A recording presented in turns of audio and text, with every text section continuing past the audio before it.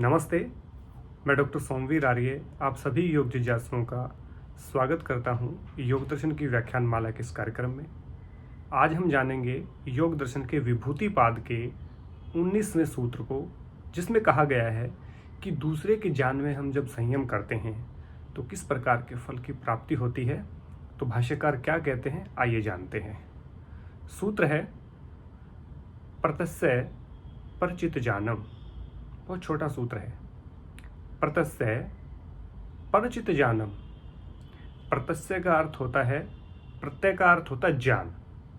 अस्य का मतलब दूसरे के जान में, माने दूसरे के जान में संयम करने से क्या होता है, परचित जानम, दूसरे के चित्त की जानकारी हो जाती है।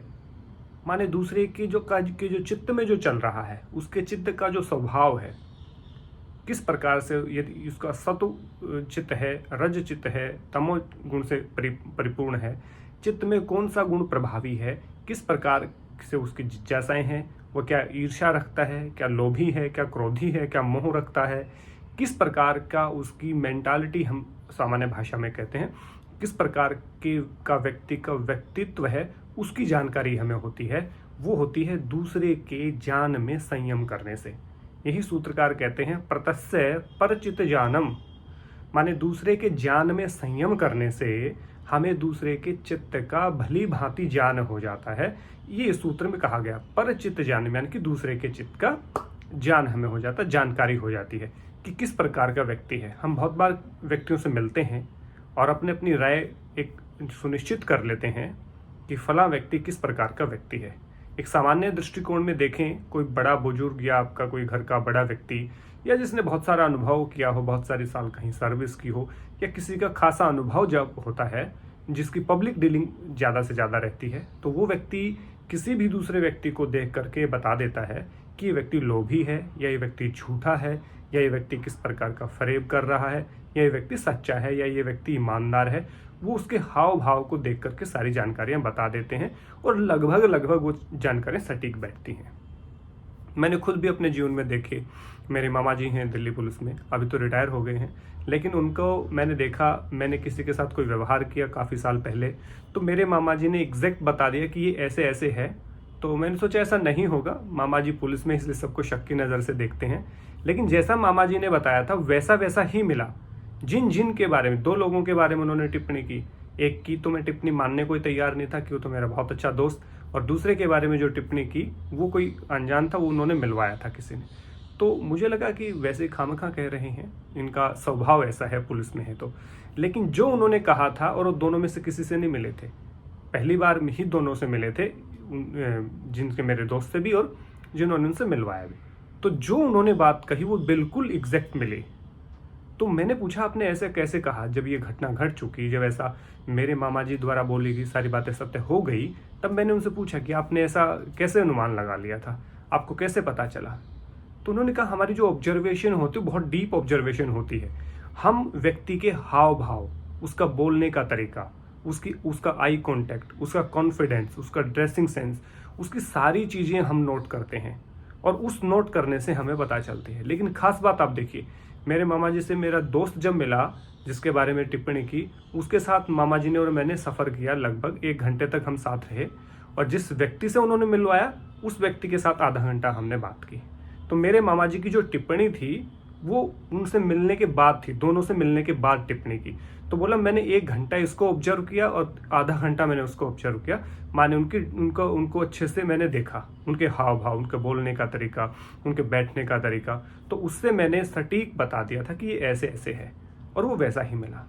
तो जब कोई डीप ऑब्जर्वेशन भी करता है, जिसका अनुभव है, जैसे उनका पुलिस का अनुभव है, किसी का ऐसे ही किसी का कृषि का अनुभव होता है, वो मिट्टी को देख करके बता देते हैं इसमें पानी की ज़रूरत है, खाद की ज़रूरत है, या बहुत सारे व्यक्ति हैं जो स्टूडेंट का जो बोलने का तरीका है उसको देख करके बता देते हैं कि स्टूडेंट कितना आगे जा सकता है, इसमें क्या कैपेबिलिटी है।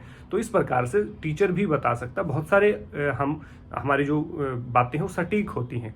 लेकिन योग के संदर्भ में हम बात करें तो उससे रिलेट करके हम इसको देखते हैं कि योगी जब किसी के जान में संयम करता है तो सबसे पहला सवाल आएगा कि योगी किसी की जान में संयम कैसे करेगा, दूसरे की जान को कैसे जानेगा।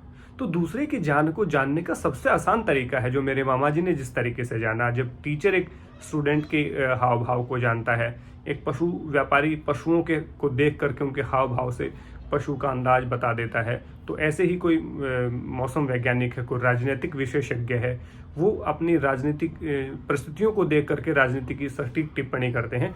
तो वो टिप्पणियाँ इसलिए होती हैं, उनका डीप ऑब्जर्वेशन होता है। ऐसा ही योगी जब किसी के जान में संयम करे, अब जान में संयम होगा उसके व्यवहार के तरीके से, उसके बोलने के तरीके से। मान लीजिए कोई स्टूडेंट आपके पास आया, बहुत रिस्पेक्ट करता है, गुरुजी आप ही सब कुछ है, मैं तो आपके ही सानिध्य में रहना चाहता हूँ, तो वहाँ पे हमें डीप ऑब्जर्वेशन करना पड़ेगा। क्या उसका कोई एग्ज़ाम पास करवाने की दृष्टि से वो हमारे पास आया है, किसी जॉब में सिफारिश के लिए हमारे पास आया कि ये गुरुजी रिकमेंडेशन कर दें, या किस मनोवृत्ति को लेकर के वो साधक आया है, क्या वो सारी जो बातें कह रहा है क्या उसका जीवन में इम्प्लीमेंट है, हम वो डीप ऑब्जर्वेशन करते हैं। क्या ये जिज्ञासु है या लोभी प्रवृत्ति का है। जिज्ञासु है तो ज्ञान की दृष्टि से आ रहा है, यदि लोभी है तो कुछ पद की या सम्मान की या कुछ और किस चीज़ की प्राप्ति के लिए, नौकरी की प्राप्ति के लिए वो व्यक्ति हमारे पास आ रहा है।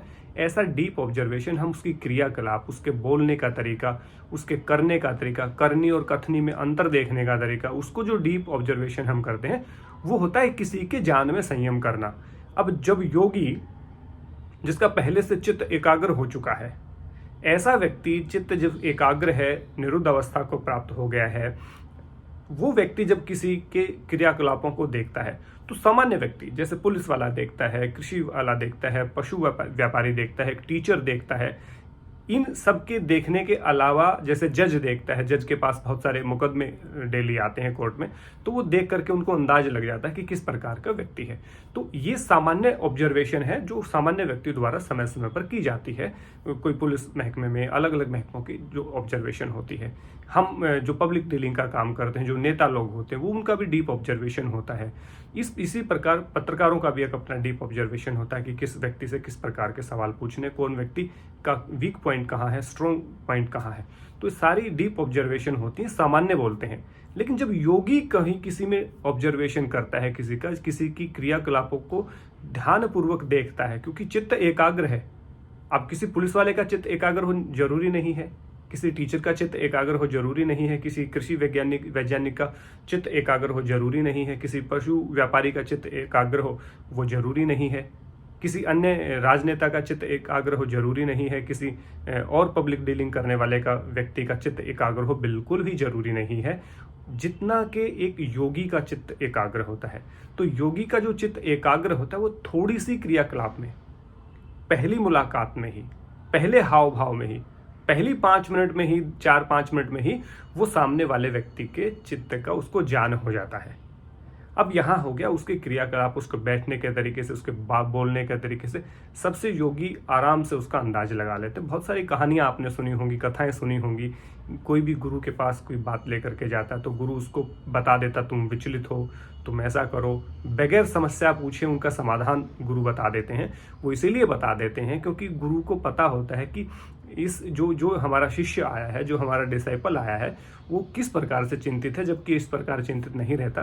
तो वो उनको पहले ही समस्या, उनको देखते ही समाधान बताने का प्रयास करते हैं। एक योगी का व्यक्तित्व होता है, जबकि उससे बात ना भी करे तो भी वो उसके क्रियाकलापों से एक योगी किसी के चित्त का ज्ञान हो सकता है, उसके ज्ञान में संयम करने से। अब विषय आता है कि क्या कैसा होता है। यहाँ पे योगी की भी लिमिटेशन है।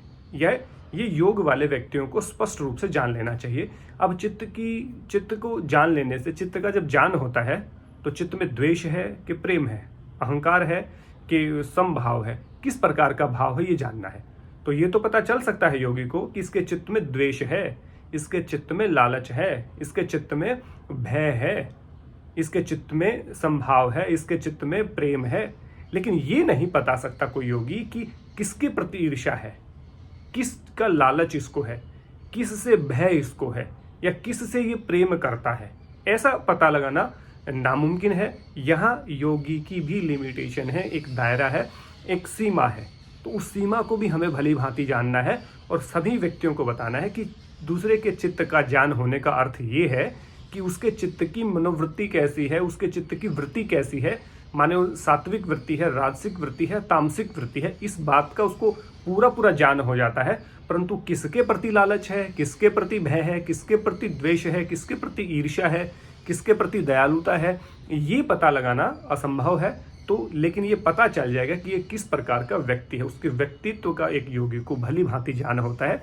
ये दूसरे के ज्ञान में संयम करने का प्रतिफल 19वें सूत्र में महर्षि पतंजलि जी बताते हैं।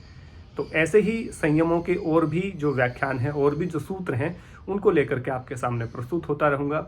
आप इतना ढेर सारा प्यार मुझे दे रहे हैं, उसके लिए हृदय से आभारी हूँ। आप अपना कीमती समय निकाल करके जो कमेंट करते हैं, जो टिप्पणियाँ करते हैं, जो सुझाव देते हैं, वो मेरे लिए अमूल्य होते हैं। वो मेरी वास्तविक धरोहर है। और जो योग परिवार निरंतर बढ़ रहा है, हमारे चैनल पे लोग आ रहे हैं, योग परिवार के सदस्य बन रहे हैं ज़्यादा से ज़्यादा, वो सभी मेरे लिए बहुत अमूल्य निधि है। वही मेरी प्रॉपर्टी है। उसके अलावा कोई मेरी प्रॉपर्टी नहीं है। और काइंड योर इन्फॉर्मेशन, मेरे नाम पे कोई प्रॉपर्टी है भी नहीं। मेरे नाम पे केवल मैं हूँ और कुछ भी नहीं है। और मेरी जो वास्तविक निधि है, वास्तविक जो मेरी प्रॉपर्टी है, मेरी जो पूंजी है, वो आप सभी हैं, जो मेरे स्टूडेंट हैं, जो मेरे साथी हैं, जो योग प्रेमी हैं, जो योग परिवार के सदस्य हैं। वो मेरी वास्तविक अमूल्य निधि है, या कहें उसको मेरी जमा पूंजी है। वही मेरी प्रॉपर्टी है और मैं उस प्रॉपर्टी से पूरी तरह से संतुष्ट हूँ। और किसी प्रकार की लालसा अन्य प्रॉपर्टी की मुझे नहीं है। ये मुझे अच्छा भी लगता है, क्योंकि लोगों की जो भावनाएं हैं, लोगों का जो प्रेम है, स्नेह है, वो आपको आनंदित करता है। बहुत बड़ा आलीशान बंगला है, बहुत बड़ी गाड़ी आपको आनंदित नहीं कर पाती है। इसलिए आप मुझे निरंतर ऐसा प्रेम देते रहें, आप मुझे सुनते रहें, मुझे करेक्ट करते रहें, मुझे जहाँ जहाँ मुझे सुझाव की ज़रूरत है अपने अमूल्य सुझाव देते रहें। आपके सुझाव मेरे लिए बेहतरीन हैं। और जो भी मुझे सुझाव देता है तो ये संकोच ना करें कि मैं इनको सुझाव दूंगा तो इनको क्या लगेगा, अन्यथा तो नहीं ले लेंगे, अन्यथा मैं नहीं लूँगा। अभी कल ही फरीद आलम साहब का कोई मैसेज आया बिहार से। उन्होंने कोई करेक्शन मेरी बुक में थी, योगियों के जीवन परिचय में। उन्होंने कहा कि सर अन्यथा न लें, इसमें शायद ये होना चाहिए। और वो वास्तव में वही होना चाहिए था। और मैंने उसको एक्सेप्ट करके प्रूफ रीडिंग करके उसको पब्लिकेशन को भेज दिया कि आप इसको दुरुस्त कर दीजिए नेक्स्ट एडिशन में। अब तो छप गया। तो इस प्रकार के अमूल्य सुझाव जो व्यक्ति आप देते हैं, मेरे लिए अब बहुत ये सम्माननीय है वो व्यक्ति। तो आप अपने सुझाव देते रहिए। आपके सुझाव से ही मैं बेहतर काम करूंगा। और मैं एक्सेप्ट करता हूँ, कोई गलती होगी तो एक्सेप्ट करेंगे, उसको सुधारने का प्रयास करेंगे। आपके इसी निरंतर प्रेम को पाने की इच्छा के साथ आपसे रिक्वेस्ट करूंगा कि आप स्वाध्याय नियमित रूप से करें। स्वाध्याय ही आपको आगे लेकर के जाएगा। स्वाध्याय आपसे कोई बांट नहीं सकता। और जब स्वाध्याय आप करते हैं और उसका जो ज्ञान का जो प्रकाश होता है, उसमें अनेकों लोगों को प्रकाशित और आलोकित करने का काम आप करते हैं। और वो मैंने प्रत्यक्ष रूप से, साक्षात रूप से कई व्यक्तियों में देखा है जिनका स्वाध्याय की आदत है। किसी भी प्रकार का स्वाध्याय है, वो राजनीति का स्वाध्याय कर रहे हैं या किसी हिस्टोरिकल चीज़ का स्वाध्याय कर रहे हैं, योग में स्वाध्याय कर रहे हैं, साइंस में स्वाध्याय कर रहे हैं, किसी भी चीज़ का स्वाध्याय, अच्छी चीज़ों का स्वाध्याय, वास्तविक चीज़ों का स्वाध्याय, यथार्थ चीज़ों का जो स्वाध्याय कर रहे हैं, चीज़ों का, पुस्तकों का, वो वास्तव में बहुत प्रेरणादायक हैं और अपने अपने क्षेत्र में निरंतर उन्नति और प्रगति करते हैं। मैंने उनको प्रगति और उन्नति करते देखा है और सेटिस्फेक्शन होता है और लैक ऑफ नॉलेज दूर होता है। तो इसीलिए स्वाध्याय करते रहिए और स्वाध्याय से आपका ज्ञान निरंतर बढ़ता रहेगा। और वो ऐसी ज्योत, अखंड ज्योत है जो जलती ही रहेगी और आलोकित और प्रकाशित आपके साथ साथ अन्यों को भी करती रहेगी। इसी विश्वास और आशा के साथ कि आप स्वाध्याय नियमित रूप से करेंगे, मेरी ये रिक्वेस्ट है। और आप सबसे जल्द मिलता हूँ 20वें सूत्र के साथ। तो अभी मुझे इजाज़त दीजिए और आपका सबका दिन भी शुभ हो, रात्रि भी शुभ हो। आप सबका बहुत बहुत धन्यवाद इतना प्रेम और सम्मान देने के लिए। जय हिंद, जय भारत, नमस्ते।